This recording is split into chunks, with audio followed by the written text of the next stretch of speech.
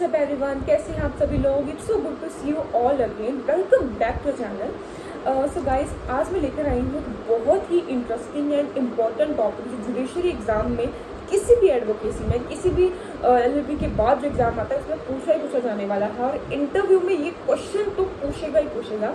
सबसे पहले क्वेश्चन ये बनता है स्टार्ट करने से पहले कि अगर आपसे पूछा जाए जुडिशरी एग्ज़ाम में, एमपी एडीबीयू के इंटरव्यू में, जहाँ फिर अगर आपसे एग्ज़ाम में ही पूछा जाए तो बीएनएस में, भारतीय न्याय संहिता में और इंडियन लॉ में सबसे हीनियस क्राइम क्या है, तो वो है मर्डर। आज हम वही क्राइम जो सबसे हीनियस क्राइम है, जो सीधा डेथ पेनल्टी अट्रैक्ट करता है। क्यों है ये सबसे हीनियस क्राइम? क्यों बाकी क्राइम्स को इतना हीनियस नहीं माना जाता? क्राइम अगेंस्ट वुमेन भी बहुत ज़्यादा हीनियस, लेकिन मर्डर ही क्यों? क्योंकि यहाँ पर जो इंटेंशन होती है वो 4 गुना ज़्यादा होती है as compare to other crimes. और इसमें जो ऐसा इकलौता क्राइम है जो सीधा डेथ पेनल्टी अट्रैक्ट करता है, जिसका कोई एक्सक्यूज़ पर्सन, कोई व्यक्ति दे ही नहीं सकता और ये कह ही नहीं सकता मुझे तो पता नहीं था कि मर्डर एक क्राइम है। सो ये जो मर्डर है बहुत ही ज़्यादा हीनियस क्राइम दिया गया है। आज हम इसको पढ़ने वाले हैं। चलिए, सेक्शन 101 ऑफ द भारतीय न्याय संहिता, धारा 101 मर्डर, कत्ल बोल सकते हो आप। तो इसमें ये है कि सबसे पहले में दिया गया है कि कल्पेबल होमिसाइड मर्डर कब बनता है। कल्पेबल होमिसाइड की मैं के ऊपर मैं अलग से वीडियो बना चुकी हूँ। अगर आपने नहीं देखी तो मैं आपको डिस्क्रिप्शन में लिंक दे दूँगी, आप अभी जाकर देख लेना, फिर आपको ये समझ में आएगी। कल्पेबल होमिसाइड में दोबारा रिपीट नहीं करूँगी, सिर्फ एक शॉर्ट में बता देती हूँ कि कल्पेबल होमिसाइड में जो है कि उसमें भी डेथ, उसके एसेंशियल इंग्रेडिएंट है कि देयर मस्ट बी डेथ होनी चाहिए, मेंजरिया होना चाहिए और डायरेक्ट लिंक होना चाहिए किसी पर्सन के एक्ट और डेथ के बिटवीन। और कल्पेबल होमिसाइड में इंटेंशन होती है किसी पर्सन की डेथ कर देने की, जहाँ फिर इस ऐसी intention to cause bodily injury जो डेथ कॉज कर दे, जहाँ फिर आप किसी पर्सन को नॉलेज है कि वो ऐसा कुछ काम करेगा जिससे सामने वाले की डेथ हो सकती है, ठीक, कल्पेबल होमिसाइड। लेकिन ये कल्पेबल होमिसाइड मानव बर्थ मर्डर में कब कन्वर्ट होता है? जब किसी पर्सन की इंटेंशन की उसका जो एक्ट कमिटेड करने का जो इंटेंशन है, जो मेंजरिया है, जो उसका एक्ट प्लस इंटेंशन है, वो 4 गुना कल्पेबल होमिसाइड से बढ़ जाती है।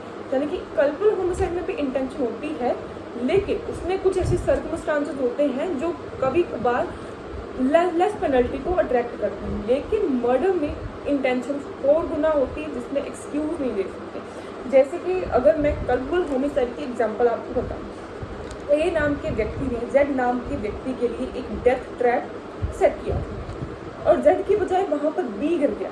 एक इंटेंशन किसको मारने की थी? जेड की थी, ठीक है, बट मर कौन गया? बी। तो जहाँ पर कल्पेबल होमिसाइड है तो मतलब किसी के लिए डेथ ट्रैप जो है वो सेट कर देना। सेकंड इसकी इलस्ट्रेशन आ सकती है कल्पेबल होमिसाइड की। आप इलस्ट्रेशन के थ्रू मैं इसलिए बताती हूँ ताकि आप ज़्यादा उसको अच्छे तरीके से रिलेट कर पाओ, कनेक्ट करके समझ पाओ।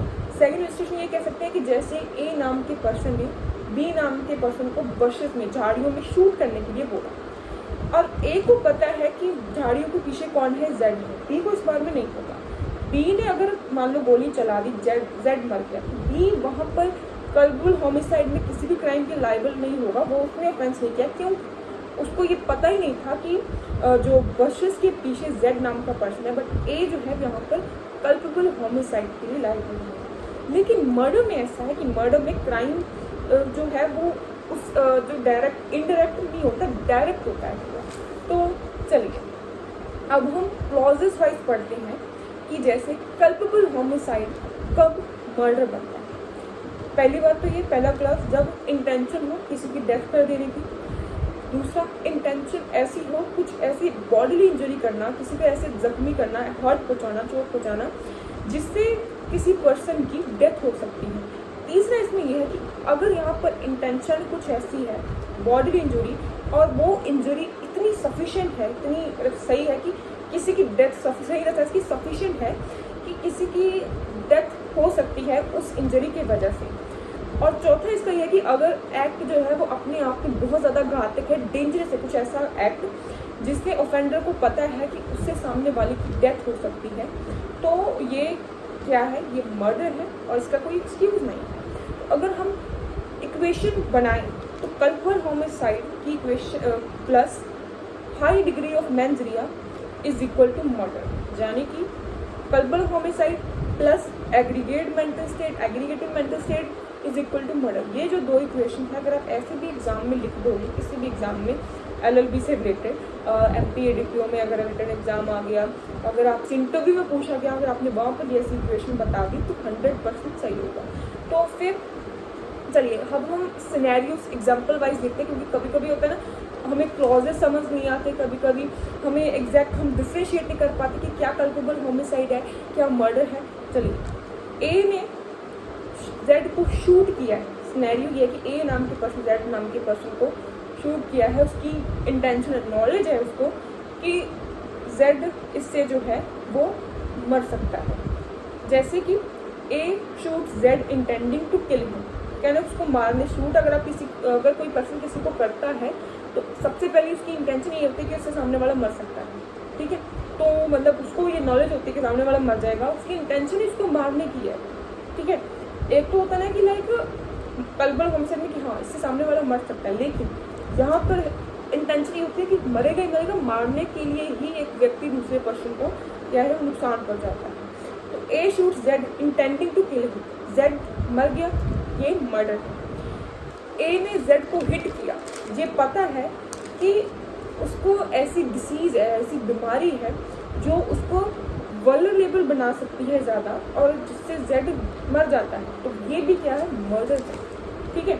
ए ने जेड को हिट किया और ये उसको पता है कि उससे क्या है, उसको एक डिसीज़ है, बीमारी है, अगर मैं उसको हिट करूँगा तो उससे उस चीज़ को वो वल्नरेबल कंडीशन में आ जाएगा जिससे वो मर गया। अगर उसको ए ने हिट कर दिया जेड को, ये जानते हुए भी उसको एक बीमारी है, तो उससे जेड की मौत हो जाती है, तो ये मर्डर है।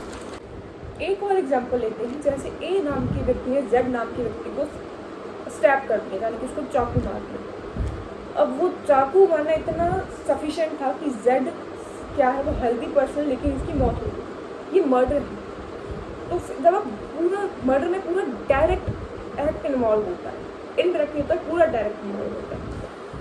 चलिए अब हमने ये तो पढ़ लिया कि कल्पेबल होमिसाइड कब मर्डर है, लेकिन कल्पेबल होमिसाइड कब मर्डर नहीं है, इसके कुछ एक्सेप्शन हैं। जैसे कि when culpable homicide is not murder, सबसे पहले exception 1, grave and sudden provocation, कि जब अचानक से कोई प्रोवोकेशन आती है, यानी कि जहाँ पर कोई मर्डर नहीं होगा, अगर नो मर्डर इफ अक्यूज अपना सेल्फ कंट्रोल खो बैठता है। मान के चलिए कि एक पर्सन को इतना गुस्सा है, उसने उसको धक्का मार दिया और उसने वो जाकर गिरा, पत्थर से टकराया, उसकी मौत हो गई। अब उस पर्सन की इंटेंशन यहाँ तक सिर्फ उसको धक्का देने की थी, उस वजह से उसकी पत्थर से टकराने की से मौत हो गई, ये मर्डर नहीं, ये कल्पेबल होमिसाइड। तो इतनी देर से मैं यही समझाने की कोशिश कर रही थी कल्पेबल होमिसाइड और मर्डर में डिफरेंस क्या है। कल्पेबल होमिसाइड कब मर्डर बनता है, तो कब मर्डर, आप कल्पेबल होमिसाइड को मर्डर नहीं कहते।